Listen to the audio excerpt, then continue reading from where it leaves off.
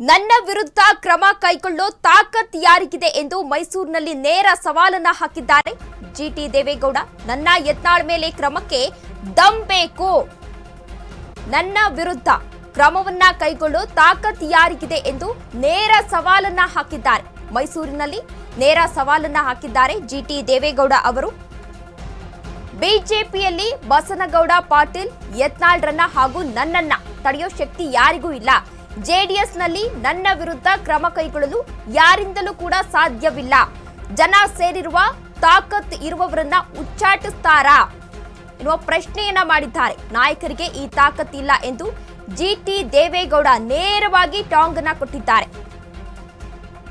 ಜೆಡಿಎಸ್ನಲ್ಲಿ ಬಂಡಾಯದ ಕಿಡಿ ಹಾರಿಸಿರುವ ಶಾಸಕ ಜಿಟಿ ದೇವೇಗೌಡ ಅವರು ನನ್ನ ಪಕ್ಷದಿಂದ ಉಚ್ಚಾಟಿಸಲು ತಾಕತ್ತು ದಮ್ ಬೇಕು ಎಂದು ಪಕ್ಷದ ಹಿರಿಯ ನಾಯಕರಿಗೆ ಈಗಾಗಲೇ ಸವಾಲನ್ನ ಹಾಕಿದ್ದಾರೆ.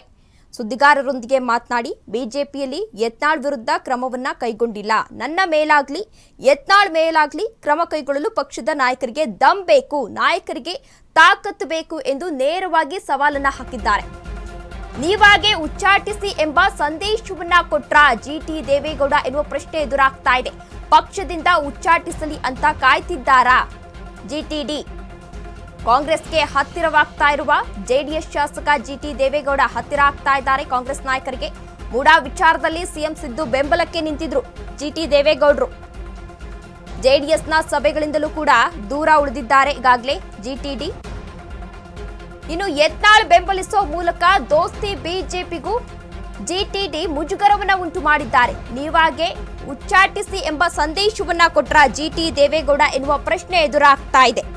ನನಗೆ ನನ್ನ ಮನೆ ಕ್ಷೇತ್ರದ ಜವಾಬ್ದಾರಿ ಹೆಚ್ಚು ಇದೆ. ಇನ್ನು 6 ತಿಂಗಳು ಪಕ್ಷದ ಸಭೆಗಳಿಂದ ದೂರ ಇರ್ತೇನೆ. ನಮ್ಮ ನಾಯಕರಿಗೂ ಕೂಡ ಈಗಾಗಲೇ ಹೇಳಿದ್ದೇನೆ. ನಿಖಿಲ್ ಕುಮಾರಸ್ವಾಮಿ ಅವರಿಗೆ ಒಳ್ಳೆಯದಾಗ್ಲಿ ಎಂದು ಪ್ರತಿಕ್ರಿಯೆಯನ್ನ ಕೂಡ ನೀಡಿದ್ರು. ಇನ್ನು ಈಗಾಗಲೇ ಸಿಎಂ ಸಿದ್ದರಾಮಯ್ಯನವರಿಗೂ ಕೂಡ ಹತ್ರ ಆಗಿದ್ದಾರೆ. ಮೂಡಾ ಭ್ರಷ್ಟಾಚಾರದಲ್ಲಿ ತಮ್ಮ ಪಾತ್ರ ಇದೆ ಎಂಬ ಬಸನಗೌಡ ಪಾಟೀಲ್ ಯತ್ನಾಳ್ ಹೇಳಿಕೆಗೆ ಈಗಾಗಲೇ ಪ್ರತಿಕ್ರಿಯೆಯನ್ನ ಕೂಡ ನೀಡಿದ್ರು. ನಿನಗೇನ್ ಗೊತ್ತು ನನ್ನ ಯೋಗ್ಯತೆ, ಆಸ್ತಿ ಸಾಲದ ಲೆಕ್ಕ ಎಂದು ಜಿಟಿ ದೇವೇಗೌಡ ಏಕವಚನದಲ್ಲೇ ಈಗಾಗಲೇ ತರಾಟೆಗೆ ತೆಗೆದುಕೊಂಡಿದ್ರು.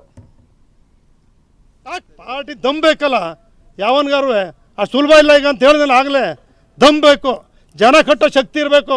ಯಾವನೊಬ್ಬರು ಕ್ರಮ ತಗೋಬೇಕಾದ್ರೆ ಇವನು ತಾಕತ್ತಿರಬೇಕು. ನಾನು ಜನ ಕಟ್ಟು ಗೆಲ್ತೀನಿ ಅನ್ನೋ ತಾಕತ್ತಿರೋನು ಸಸ್ಪೆಂಡು ಮಾಡ್ತಾನೆ, ಡಿಸ್ಮಿಸ್ ಮಾಡ್ತಾನೆ. ತಾಕತ್ ಬೇಕು. ನನ್ನ ಡಿಸ್ಮಿಸ್ ಮಾಡ್ಬೇಕಾದ್ರೆ ತಾಕತ್ ಬೇಕು, ಅವ್ನು ಡಿಸ್ಮಿಸ್ ಮಾಡ್ಬೇಕಾದ್ರೆ ತಾಕತ್ ಬೇಕು. ಯಾರಿಗೂ ತಾಕತ್ತಿಲ್ಲ ನಾಯಕರೊಳಗೆ. ಬಿಡಿ, ಯಾಕೆ ಮಾತಾಡ್ತೀರಿ? ಪಾರ್ಟಿ ದಮ್ ಬೇಕಲ್ಲ, ಯಾವನ್ಗಾರು ಅಷ್ಟು ಸುಲಭ ಇಲ್ಲ ಈಗ ಅಂತ ಹೇಳಿದ್ರೆ ಆಗಲೇ ದಮ್ ಬೇಕು, ಜನ ಕಟ್ಟೋ ಶಕ್ತಿ ಇರಬೇಕು. ಯಾವನೊಬ್ಬರು ಕ್ರಮ ತಗೋಬೇಕಾದ್ರೆ ಇವನು ತಾಕತ್ತಿರಬೇಕು. ನಾನು ಜನ ಕಟ್ಟು ಗೆಲ್ತೀನಿ ಅನ್ನೋ ತಾಕತ್ತಿರೋನು ಸಸ್ಪೆಂಡು ಮಾಡ್ತಾನೆ, ಡಿಸ್ಮಿಸ್ ಮಾಡ್ತಾನೆ. ತಾಕತ್ ಬೇಕು. ನನ್ನ ಡಿಸ್ಮಿಸ್ ಮಾಡ್ಬೇಕಾದ್ರೆ ತಾಕತ್ ಬೇಕು, ಅವ್ನು ಡಿಸ್ಮಿಸ್ ಮಾಡ್ಬೇಕಾದ್ರೆ ತಾಕತ್ ಬೇಕು. ಯಾರಿಗೂ ತಾಕತ್ತಿಲ್ಲ ನಾಯಕರೊಳಗೆ. ಬಿಡಿ.